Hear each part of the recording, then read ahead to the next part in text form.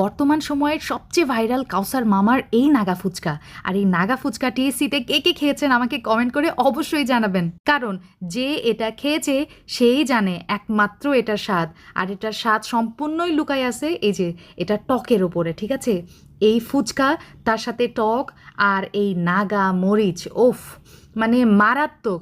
আজকে ডিটেলসের রেসিপিটা শেয়ার করব। শুধু তাই নয়, এই ভিডিওতে আপনাদেরকে আরও জানাবো সমস্ত টিপস অ্যান্ড ট্রিক্স যেগুলো ফলো করলে আপনার প্রত্যেকটা ফুচকা একবারে ফুটবলের মতো ফুলে যাবে।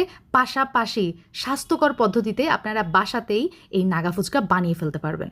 সব সময়ের মতো সহজভাবে রেসিপিটা শেয়ার করব, কারণ আপনারা তো সবাই জানেন হৃদয় ফেরদৌস খান চ্যানেল মানেই সহজ রেসিপি। আচ্ছা, একটা পাতিল নিয়েছি, তার মধ্যে চটপটির ডাল আছে না, আমি সারা রাত ভিজিয়ে রেখেছিলাম, সেই চটপটির ডালটাই নিয়েছি। এখানে 1.5 কাপ পরিমাণ আছে। বড় সাইজের আলু নিয়েছি, লবণ, হলুদ, আরও দিয়ে দিলাম হচ্ছে পর্যাপ্ত পরিমাণ পানি।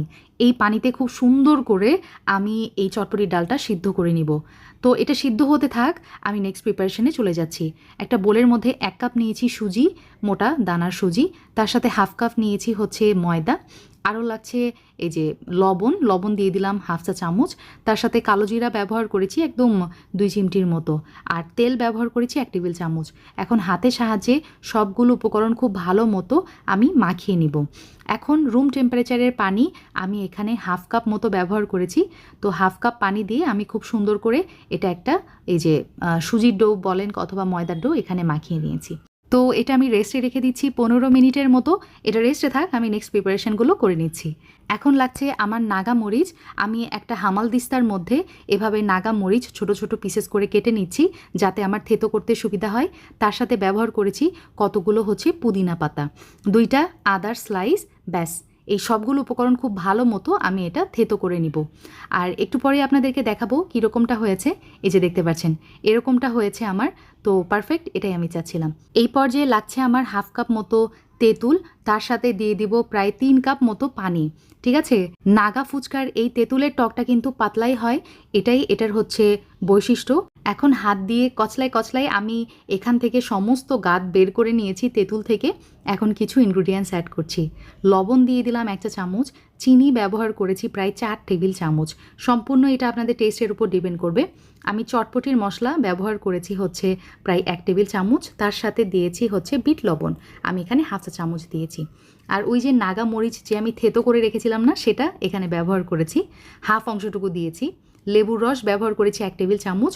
সব কিছু মিক্স করে নিয়ে আমি একটু টেস্ট করেছি। আমার কাছে মনে হয়েছে নাগা মরিচের মিশ্রণটা সবটুকু দিলে ভালো, তো আমি চেয়েছে মুছে সব দিয়েছি। আমার নাগা ফুচকার স্পেশাল টক কিন্তু একদম রেডি। এইদিকে আমার চটপটির ডাল এবং আলু কিন্তু খুব ভালো মতো সিদ্ধ হয়ে গেছে। এখন এখানে দিয়ে দিচ্ছি চটপটির মশলা, চিলি ফ্লেক্স। চটপটির মশলা ব্যবহার করেছি 1 টেবিল চামচ, চিলি ফ্লেক্স ব্যবহার করেছি 1/2 চা চামচ। আপনাদের স্বাদ মতো চিলি ফ্লেক্স এখানে অ্যাড করতে পারেন। সব কিছু খুব ভালো মতো হাত দিয়ে ভর্তা বানাই ফেলছি। আমাদের কিন্তু নাগা ফুচকার স্পেশাল ডাল একদম রেডি হয়ে গেছে, এটা একটা সাইডে রেখে দিচ্ছি। আর এখন আপনাদেরকে বানিয়ে দেখাবো স্পেশাল মিনি ফুচকা। তো আমি আটার ডো থেকে বা ময়দার ডো থেকে 2টা ডো কেটে নিলাম, আর 2টা ডো দিয়েই যেটা করব, খুব সুন্দর করে সমান করে আমি এখানে রুটি বেলে নিয়েছি। একটা রুটির ওপরে এই যে ময়দা এবং হচ্ছে দিয়ে দিলাম তেল, স্প্রেড করে নিব। তার উপরে আরেকটা রুটি আমি সেট করে দিচ্ছি, একটু টেনে টেনে দিয়ে দিবেন যাতে করে চারিপাশেই সুন্দরভাবে সেট হয়ে যায়। এখন এই রুটিটা একসাথে 2টা রুটি আমি বেলে নিব। যখন একটু পাতলা হয়ে যাবে, আমরা সাধারণত যেরকম রুটি খাই তার থেকে একটু পাতলা হবে, ঠিক আছে? তো পাতলা করে বেলে নিয়েছি। আর এই যে একটা কুকি কাটার দিয়ে এভাবে আমি কেটে নিচ্ছি, ছোট ছোট করে কেটে নিতে হবে, কারণ আজকে আমি মিনি ফুচকা তৈরি করব। আর কাউসার মামাও কিন্তু এই মিনি ফুচকাটাই সার্ভ করে। তবে এটা সম্পূর্ণই আপনাদের উপর ডিপেন্ড করবে, আপনারা ফুচকার সাইজটা কেমন রাখতে চান সেই হিসাবে আপনারা কেটে নেবেন কিন্তু, ঠিক আছে? তো ফুচকাগুলো কেটে নিয়ে এই যে দেখেন গরম তেলে ভেজে নিচ্ছি। প্রত্যেকটা ফুচকা তেলে দেওয়ার সাথে সাথে একদম গোলগাপ্পার মতো ফুলে যাবে। এত সুন্দর করে ফুলছিল ফুচকাগুলো। আর একটু লম্বাটে শেপ করার জন্য আমি হাত দিয়ে একটু টেনে বড় করছিলাম, তারপরে তেলের মধ্যে দিয়ে দিচ্ছিলাম। দেখতে পাচ্ছেন আমার এই ফুচকাগুলো একটু লম্বাটে শেপ আসছে। তো আপনাদের ইচ্ছা, আসলে এটা সম্পূর্ণই আপনাদের উপর ডিপেন্ড করবে আপনারা কীরকম করতে চাচ্ছেন। তো আমার সবগুলো ফুচকা বানিয়ে নেওয়া একদম হয়ে গেছে। আর দেখেন আমার ফুচকাগুলো কী পরিমাণ খাস্তা হয়েছে। এটা যদি আপনি প্রায় 1 সপ্তাহ রাখেন, মানে এয়ারটাইট বক্সে, কিছুই হবে না। যখন এরকম নাগা ফুচকা খেতে মন চাবে, তখন এভাবে ফুচকার মধ্যে ওই ডালের পুরটা ভরাই নেবেন, তারপরে তারপরে আবার কি, আমি এই যে স্টেপগুলো দেখাচ্ছি এটা ফলো করলেই হয়ে যাবে। যাই হোক, আমি এই যে ফুচকার মধ্যে ডালের পুরটা একে একে সবগুলো ভরিয়ে নিয়েছি। তার মধ্যে দিয়ে দিচ্ছি হচ্ছে এই যে স্পেশাল সেই তেঁতুলের টক, পাতলা তেঁতুলের টক। ওপর দিয়ে ছিটিয়ে দিচ্ছি হচ্ছে শসা কুচি, তারপরে পেঁয়াজ কুচি, আরও দিয়ে দিলাম হচ্ছে ধনিয়া পাতা, and last but not the least দিয়ে দিচ্ছি হচ্ছে এই যে বোম্বাই মরিচ, একদম চিকন চিকন করে কেটে দিয়ে দিবেন এর ওপরে। সার্ভ করার সময় আমি এক্সট্রা করে সাথে কতগুলো বোম্বাই মরিচও দিয়েছিলাম। ওপর দিয়ে চটপটির মশলা, তারপরে চিলি ফ্লেক্স। পারফেক্ট।